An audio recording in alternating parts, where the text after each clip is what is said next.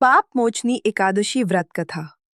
प्राचीन समय में चैत्र मास के कृष्ण पक्ष की एकादशी को पाप मोचनी एकादशी कहा जाता है। यह व्रत सभी पापों को नष्ट करने वाला और पुण्य देने वाला माना जाता है।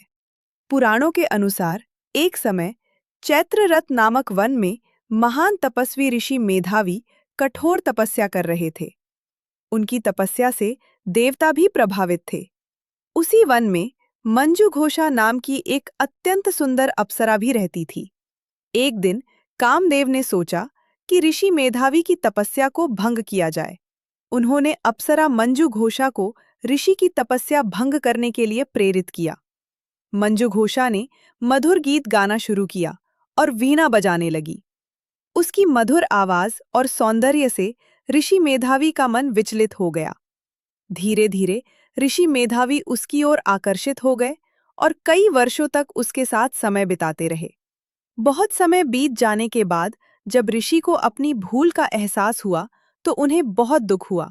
उन्होंने क्रोध में आकर मंजू घोषा को श्राप दिया कि वह पिशाचिनी बन जाए। मंजू घोषा बहुत डर गई और उसने ऋषि से क्षमा मांगी।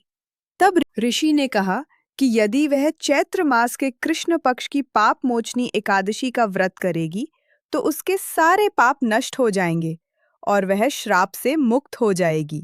मंजू घोषा ने श्रद्धा से पाप मोचनी एकादशी का व्रत किया और व्रत के प्रभाव से वह श्राप से मुक्त होकर फिर से अपने दिव्य रूप में स्वर्ग लौट गई।